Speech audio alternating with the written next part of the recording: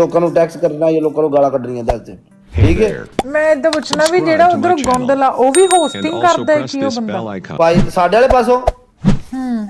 ਭਾਈਜਾਨ ਜਿਸ ਬੰਦੇ ਨੇ ਤੁਹਾਡੇ ਧਰਮ ਤੇ ਭਾਈ ਬੋਲਿਆ ਲੱਖ ਲਾਨਤ ਉਹਦੇ ਜੰਮਣ ਵਾਲੇ ਦਿਹਾੜੇ ਤੇ ਭਾਈ ਠੀਕ ਹੈ ਸਮਝ ਆਈਏ। ਅਸੀਂ ਉਸ ਕੁੱਤੇ ਦਾ ਵੀ ਬਾਈਕਾਟ ਕੀਤਾ ਜਿਹੜਾ ਕਿਸੇ ਦੇ ਧਰਮ ਤੇ ਬੋਲਦਾ ਭਾਈ ਠੀਕ ਹੈ। ਆਈ ਨੋ ਮੈਨੂੰ ਨਹੀਂ ਪਤਾ ਜਿਸ ਬੰਦੇ ਦਾ ਤੁਸੀਂ ਨਾਂ ਲਿਆ ਮੈਂ ਉਹਨੂੰ ਨਹੀਂ ਜਾਣਦਾ ਵੱਲਾ ਠੀਕ ਹੈ। ਮਤਲਬ ਉਹਨਾਂ ਦੀ ਆਈਡੀ ਤੇ ਰਿਪੋਰਟਾਂ ਤਾਂ ਮਾਰ ਹੀ ਸਕਦੇ ਆ ਬਾਈ ਸਾਰੇ ਮਿਲ ਕੇ ਕਿ ਉਹਨਾਂ ਦੀ ਮਾਰਦੇ ਨੇ ਕਿਉਂ ਨਹੀਂ ਮਾਰਦੇ ਪਤਲੂ ਪਤਾ ਕੀ ਹੈ ਪਰਸਨਲ ਟਾਰਗੇਟ ਕਰ ਰਹੇ ਨੇ ਜੇ ਕਾਜ਼ ਨਾਲ ਨਹੀਂ ਖੜ ਰਹੇ ਨਾ ਤੇ ਉਹ ਪਰਸਨਲ ਜਾ ਕੇ ਫੋਟੋਆਂ ਲਾ ਕੇ ਮੈਨੂੰ ਕਿਹਾ ਕਿ ਇਹ ਤਾਂ ਹੁਣ ਸਾਰੀ ਸਿੱਖ ਕਮਿਊਨਿਟੀ ਨੂੰ ਚਾਹੀਦਾ ਨਾ ਕਿ ਉਸਤਾਦ ਤੁਸੀਂ ਰਲ ਕੇ ਉਸਤਾਦ ਨੂੰ ਤੁਨੋ ਫੜ ਕੇ ਠੀਕ ਹੈ ਇਹਨਾਂ ਦੋਵਾਂ ਬੰਦਿਆਂ ਨੂੰ ਤੁਸੀਂ ਵੀ ਪਲੀਜ਼ ਜਿਹੜੇ ਤੁਹਾਡੀ ਆਰਮੀ ਆ ਜੇ ਉਹਨਾਂ ਨੇ ਕਿਤੇ ਫੋਟੋ ਲਾਈ ਹੋਈ ਆ ਸਾਡੇ ਗੁਰੂ ਦੀ ਤੁਸੀਂ ਉਹਨਾਂ ਨੂੰ ਕਹੋ ਵੀ ਉਹ ਆਈਡੀ ਨੂੰ ਵੀ ਰਿਮੂਵ ਕਰਵਾਓ ਬਸ ਰਿਪੋਰਟਾਂ ਮਾਰੋ ਸਾਰੇ ਇਹੀ ਗੱਲ ਆ ਯਾਰ ਦੋਨੋਂ ਪਾਸੇ ਫੋਟੋਆਂ ਲੱਗਦੀਆਂ ਮੈਂ ਰਿਪੋਰਟਾਂ ਮਾਰੋ ਆਈਡੀ ਉੱਡੇ ਵੇਖੋ ਮੇਰੀ ਗੱਲ ਸੁਣੋ ਅਸੀਂ ਤੁਹਾਡੇ ਧਰਮ ਦੀ ਵੀ ਰਿਸਪੈਕਟ ਕਰਨੇ ਆ ਕਿਉਂਕਿ ਹਰ ਬੰਦੇ ਨੂੰ ਆਪਣਾ ਧਰਮ ਪਿਆਰਾ ਰਾਈਟ। ਅਸੀਂ ਕਦੀ ਵੀ ਕਿਸੇ ਨੂੰ ਨਹੀਂ ਚਾਹਾਂਗੇ ਕਿਸੇ ਨੂੰ ਡਿਸਾਈਡ ਕਰਾਂਗੇ ਜਿੱਥੇ ਜਿੰਨੀ ਸਾਨੂੰ ਆਪਣੇ ਦੀਨ ਦੀ ਤਕਲੀਫ ਹੁੰਦੀ ਹੈ ਉਨੀ ਤੁਹਾਨੂੰ ਹੁੰਦੀ ਹੈ। ਸਾਡੇ ਇਸਲਾਮ ਵਿੱਚ ਇਹ ਦੱਸਿਆ ਹੀ ਨਹੀਂ ਕਿ ਯਾਰ ਕਿ ਅਸੀਂ ਕਿਸੇ ਦੇ ਧਰਮ ਨੂੰ ਟਾਰਗੇਟ ਕਰੀਏ ਸਾਨੂੰ ਬਜ਼ਾਤੇ ਖੁਦ ਇਹ ਚੀਜ਼ਾਂ ਦੀ ਤਕਲੀਫ ਹੁੰਦੀ ਹੈ ਠੀਕ ਹੈ। ਸਾਰੇ ਬੰਦੇ ਕਹਿ ਰਹੇ ਨੇ ਕਿ ਅਸੀਂ ਨਹੀਂ ਲਾਈ ਠੀਕ ਹੈ। ਸਭ ਤੋਂ ਅੱਗੇ ਬੰਦੇ ਦਾ ਦੀਨ ਈਮਾਨ ਹੁੰਦਾ ਹੈ ਰਾਈਟ। ਜਦੋਂ ਉਹ ਬੰਦਾ ਵੇਚ ਦਿੰਦਾ ਜਾਂ ਉਹ ਚੰਦ ਟਕਿਆਂ ਦੀ ਖਾਤਰ ਉਹਦੇ ਵਾਸਤੇ ਗਿਰ ਜਾਂਦਾ ਉਹ ਬੰਦਾ ਇਨਸਾਨ ਹੀ ਨਹੀਂ ਹੈ ਉਹ ਕੋਈ ਚਬਲ ਬੰਦਾ ਹੈ ਠੀਕ ਹੈ। ਮੇਰੇ ਵਾਲੇ ਪਾਸਿਆਂ ਕੋਈ ਰਿਕੁਐਸਟ ਹੈ ਭਾਈਜਾਨ ਜਿਹਨੇ ਲਾਈ ਹੈ ਕਿਸੇ ਦੇ ਧਰਮ ਦੀ ਫੋਟੋ ਉਹਨੂੰ ਰਿਪੋਰਟਾਂ ਮਾਰੋ ਠੀਕ ਹੈ।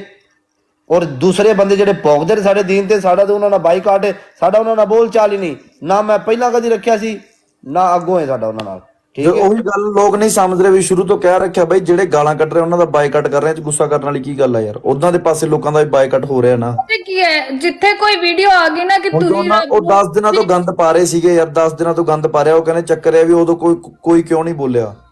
ਪਤਾ ਕੀ ਹੈ ਪਤਲੂ ਜੀ ਇੱਥੇ ਪਰਸਨਲ ਗਾਲੀ ਗਲੋਚ ਕਰੋ that's none of R problem. ਜਿੱਥੇ ਗੱਲ ਆਏਗੀ ਕਿ ਪਤਲੂ ਨੇ ਰੱਬ ਨੂੰ ਗਾਲਾਂ ਕੱਢੀਆਂ ਉੱਥੇ ਠੀਕ ਹੈ ਜੀ ਅਸੀਂ ਪਤਲੂ ਜੀ ਨੂੰ ਵੀ ਹੱਥ ਜੋੜ ਦਾਂਗੇ ਬਟ ਜਦ ਤੁਸੀਂ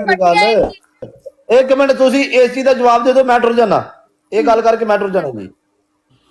ਉਹਨਾਂ ਮੇਰੀ ਫੋਟੋ ਲਾਈ ਸੀ ਰਾਈਟ ਵੇਖੀ ਤੁਸੀਂ ਮੈਂ ਗਾਲਾਂ ਕੱਢੀਆਂ ਨਹੀਂ